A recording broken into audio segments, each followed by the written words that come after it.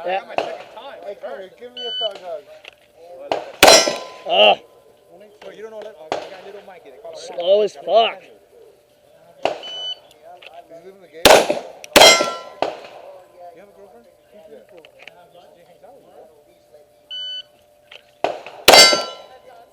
Carries guns. Hey, you're pretty slow, buddy. Carries guns.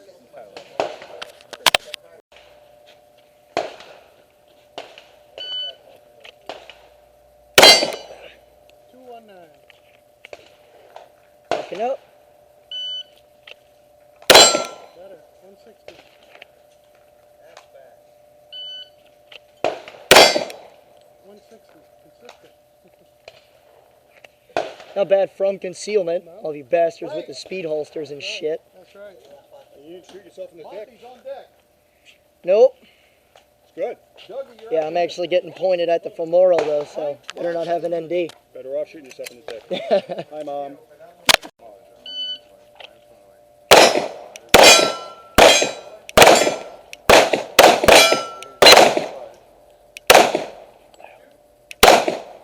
Oh, shit. We got to get a picture. Cigarette in the mouth. Sailing them high. I'm going to start bringing the camera. All right.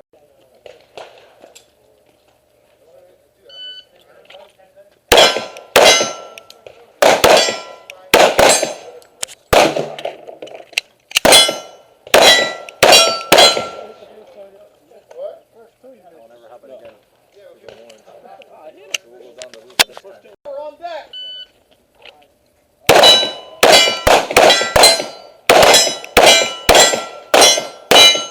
Remember that. Got it that time. Do it right. Do it Put right. on your glasses, Ralph. Put on your glasses. Your glasses. Or the glasses. Here we go.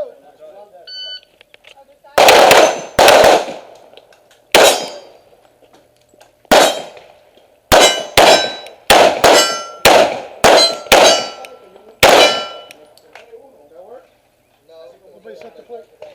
I set the plate. Oh, I think you hit it when you shot from the inside. Oh, ha. Ralph. Set your plate. Gotcha, bitch.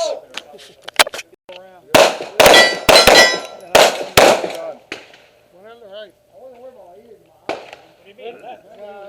Put it down first. You kidding me? Huh?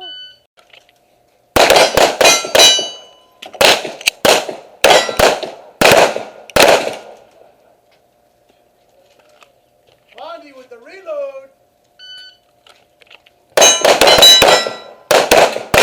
Nice. Woo!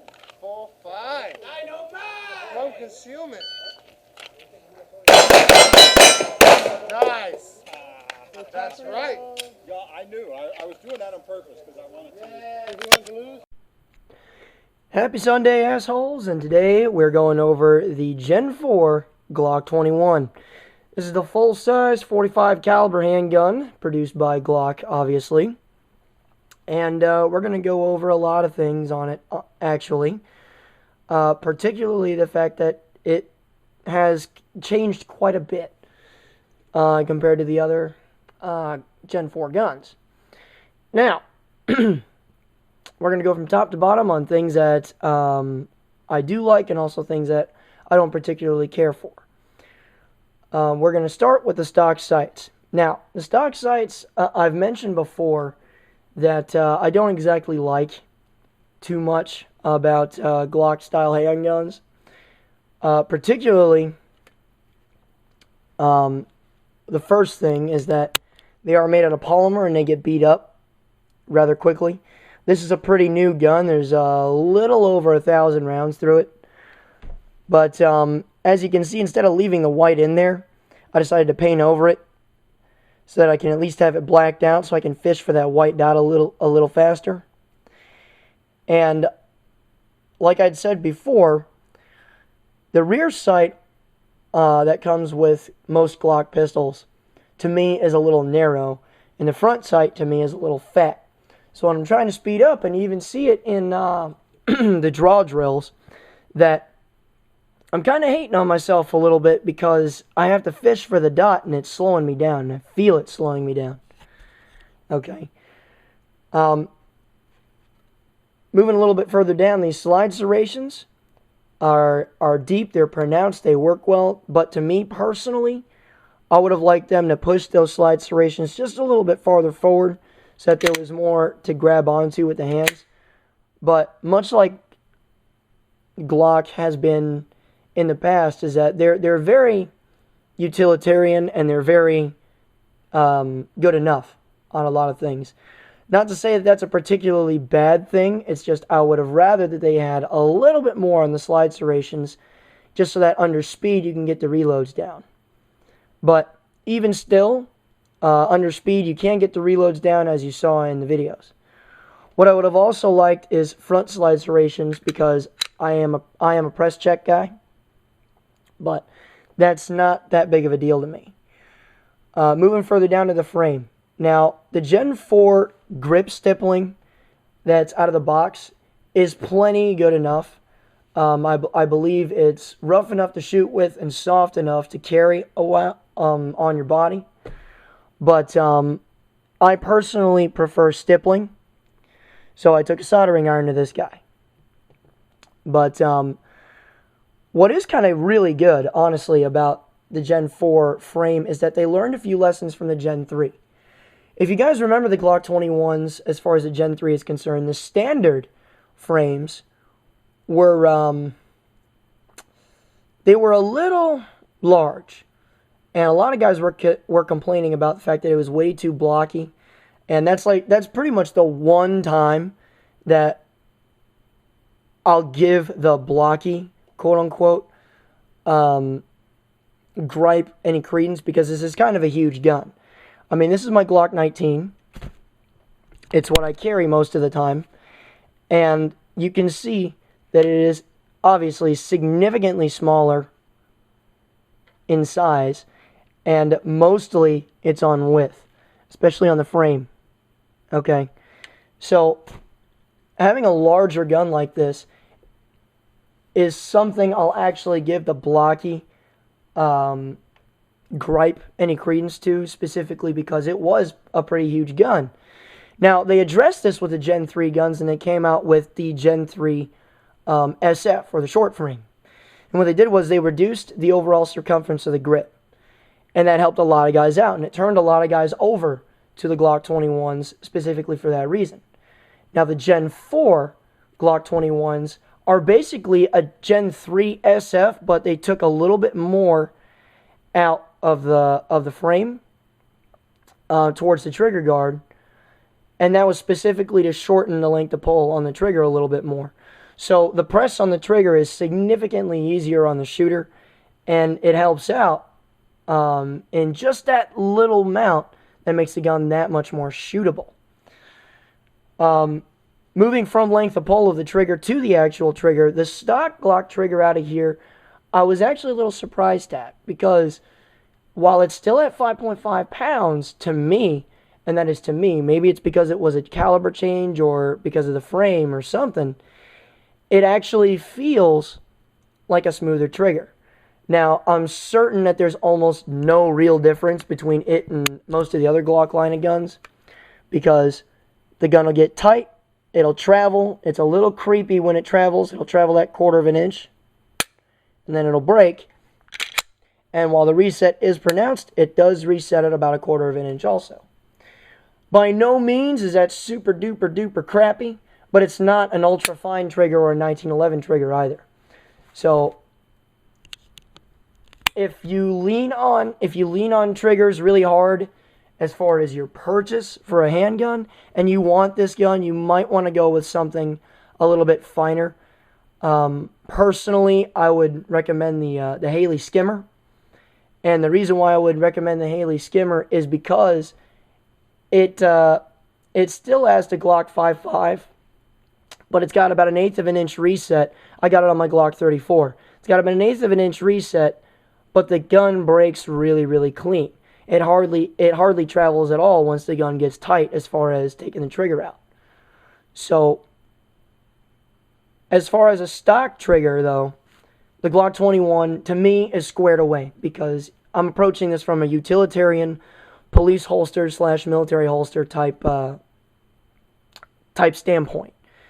And while during the drills I carry this concealed appendix carry, no less, personally I wouldn't really recommend it over something like the 19 or the smaller sized 45s in this package. And the reason why I would actually recommend the smaller sized 45s is because of this. The recoil spring in this thing really does help it out, at least in my estimation. It makes the gun shoot much smoother, especially since all the weight in the platform is up here. Okay. Like most Glock pistols, if you hang on to this slide for a second with a barrel and recoil spring in it, and then pick up the frame feels like it's nothing at all. It feels like there's zero weight whatsoever in the frame. So having a good recoil system on something that should have a real serious kerchunk type recoil should absolutely be an issue. But because of the recoil spring, I believe it actually smooths out the action significantly. Guys that have seen my past reviews will know that I'm not a huge fan of this rail. Not that it's not functional, it works, especially with light mounts that are fitted for Glock. But I have a beef with Glock because they've been at this for a while. They've put themselves in a lot of police holsters and some military holsters as well, and they still don't feel the need to go over to a 1913. Honestly, I believe that they should join the rest of the world and go with a 1913 style rail, specifically because I personally don't like to change out mounts on lights. I like to go from my M&P or my FNS to this without having to take a screwdriver to the light. Okay? But that's my personal preference. Having a hook on the trigger guard here is kind of a personal preference thing. I personally don't use that because my grip is a high thumbs profile grip. Some guys use the trigger guard, so honestly I don't really care that it's there, specifically because it's not a big deal to me. What's nice about this handgun is that it does help out lefties a little bit in that the magazine release is reversible. Personally, this gun is so huge that I just used the magazine release with my trigger finger, and you guys have seen that. But for those of you that want to switch that over and want a little bit of help with the controls, if you're a lefty, that's going to help you out. The slide release is right-handed only, but honestly, I don't really care about it that much because coming off of right-handed guns and being a lefty, I'm used to just racking guns over and over. So it's not that big of a deal to me. Even if there was a reversible slide release on there, and even if it was large enough to be used as a slide release, because most of you guys know at this point that Glocks use their slide stop only as that. They're aftermarket manufacturers, and the Glock 34 has their slide stop enlarged so that you can use it as a release, but it wasn't built for that, and being a lefty, I don't care about that. Okay. If you are a gargantuan Sasquatch-sized human being, there are different back straps that come with the Gen 4s to put a little bit more palm swell in the grip. I have never met anyone that has needed that, but if you are that enormous freaking human being, they do have you covered down. And just like their Gen 3 guns, they had the finger grooves, which I don't either care for nor prefer. And another big advantage to the frame being this light and having this much steel up top is specifically that handguns in its class running less ammunition will weigh about the same. And if you compare it to a 45 caliber juggernaut in the business, and that's the 1911, it weighs about the same, but it's an 8+1 running up against a 13+1. And there are +2 base plates for this guy, pushing it up to 15+1, and they weigh about the same. difference in about a ½ ounce or a little more if you have the base plate on there. So it's a real serious advantage that you should consider when you're getting a full-size 45 like this. Now, the biggest advantage and the biggest justifying reason to buy one of these guns, especially as a duty gun, is that these magazines, first of all, it comes with 3, which is great, especially in the times we're living in now. These magazines are 13 rounders. They're double stacked, obviously, and they actually load pretty easily as far as a double stacked magazine is concerned, especially right out of box. But it's 13 rounds of 45 plus 1 in the gun, and the only handgun on the market right now that comes with stock magazines higher than this is the FNP 45 Tactical. So having a stock gun come out with this much firepower, especially if you're a 45 guy, it bridges the gap considerably between the 40 and the 9mm guys. So that is excellent to me. And there seems to be really, really powerful springs and a follower on this guy, because unlike a lot of Glock pistols, which kind of just lazily poop out magazines, this guy actually kicks them out a little bit more affirmatively than the other Glocks that I've seen so far.